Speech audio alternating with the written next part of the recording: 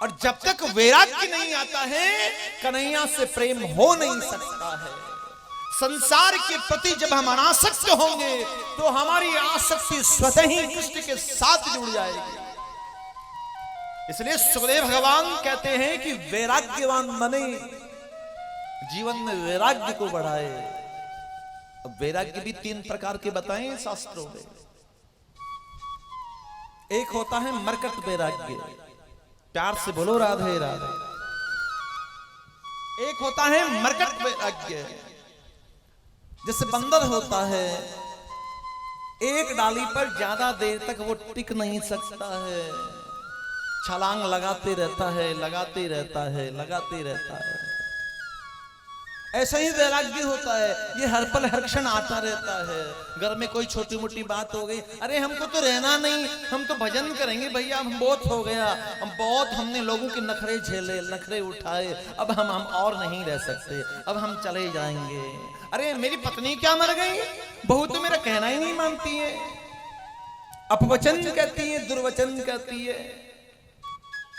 सुनो बहू, तुम एक काम करना, सुबह होते ही 5 पराठे और भिंडी की सब्जी बना देना, मैं सुबह वृंदावन चला जाऊंगा, वहीं रहूंगा, अब मुझे नहीं रहना है। अब बहू भी सोचती है 250 ग्राम भिंडी और 5 पराठे के बदले में इस बुड्ढे से पीछा छूटता है तो क्या हर्ज है। प्यार से बोलो राधे राधे, जोर से बोलना पड़ेगा। जो बहू 8 बजे उठती थी रोज, बाबूजी ने जैसे वृंदावन जाने की कहा तो 4 बजे उठ गई, किचन में चली गई, स्नान कर गए, बोले नहीं नहीं बाबूजी वृंदावन जा रहे हैं। बढ़िया उनके 5 पराठे देसी घी में बनाए, और सबसे आश्चर्य की बात यह है कि भिंडी की सब्जी का तड़का भी देसी घी में ही लगा उस दिन। बढ़िया टिफिन लिया, सजाया और रख दिया। अब 8 बज गए, बाबूजी को कुछ याद भी नहीं रात को क्या डिस्कस हुआ था, क्या बात हुई।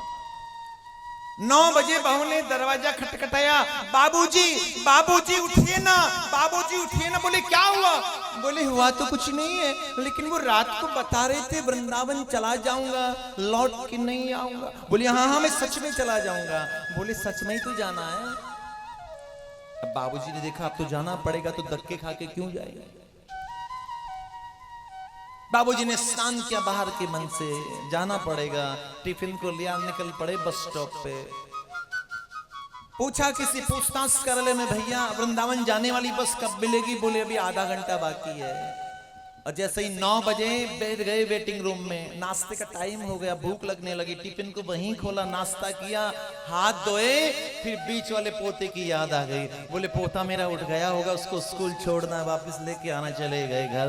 बहू ने कहा अरे बाबूजी आप तो वृंदावन जाने वाले थे, लौट कर कैसे आ गए? बोले अगली बार कोई गलती मत करना, नहीं तो हकीकत में चला जाऊंगा, लौट के नहीं आऊंगा। प्यार से बोलो राधे राधे। ये मरकट वैराग्य है, ये पल आता रहता है, पल पल आता है। अपने अनुरूप कोई बात ना हो तो वैराग्य आ जाता है, इसे मरकट वैराग्य कहते हैं। दूसरा होता है शमशान वैराग्य। जब कोई मर जाता है तो कितने लोग उसकी अर्थी के पीछे चलते हैं, 5 बढ़ाई करते हैं, 5 बुराई करते हैं। देख लो भैया ऐसे ही सबको जाना है, कोई साथ में नहीं ले जाएगा कुछ भी। तभी तीसरा व्यक्ति कहेगा अरे काहे के अच्छे आदमी थे, ये तो बहुत बेकार आदमी थे। बोले क्या हो गया? अरे बोले मैं इनकी दुकान पे गया कुछ सामान लेने के लिए, इनका लड़का तो कहता 20 रुपए का है और ये कहते 25 रुपए का है। अब बताओ 5 रुपए साथ में लेके गए क्या? तभी उनका लड़का जो मर गए, उनका लड़का जोर जोर से रोता है। तो तीसरा पूछता है ये अचानक कैसे चले गए? लड़का रोते रोते कहता है अब देखो ना बाबूजी, रात को 9:30 बजे तो कहीं किसी रोज देख रहे थे, हमें क्या पता कि एक दिन हमें ही छोड़ के चले जाएंगे। प्यार से बोलो राधे राधे। अब शमशान के अंदर उसके शरीर को रखा जाता है, जलाया जाता है, और जैसे ही उसकी चिता को आग दी जाती है, झुंड का झुंड बनाकर लोग बैठ जाते हैं और पूरी की पूरी भगवत गीता वहां कंठस्थ याद हो जाती है। लोग कहते देख लो भैया दुनिया में कुछ भी नहीं है, ऐसा ही सबको जाना है, कोई किसी का नहीं है। वैराग्य आ गया शमशान के अंदर, लौटकर घर आए, स्नान किया, चाय की मांग की, चाय थोड़ी लेट हो गई, क्रोध आ गया। पत्नी को फटकार लगाने लगे, बोले तेरा आजकल दिमाग कहाँ है, दिन भर मोबाइल चलाती रहती है, चाय भी टाइम पे नहीं बनाती हो, तुम्हें रहना है तो रहो, नहीं तो यहां से जाओ। जो वैराग्य शमशान में आया था वो घर के पानी के साथ बहकर नाली में चला गया। इसे कहते हैं शमशान वैराग्य।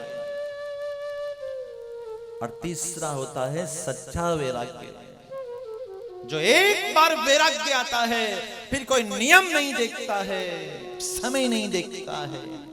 कि सच्चा त्याग कबीर का, जो मन से दिया उतार, जिसका मन मेला भया डूब गया मझधार। वैराग्य तो भैया एक बार आता है, और उस वैराग्य में किसका किसकी की भावना नहीं होती है, और उसे ही सच्चा वैराग्य कहते हैं। और वो ही वैराग्य आपको परमात्मा के निकट ले जाता है, अंग संग करता है।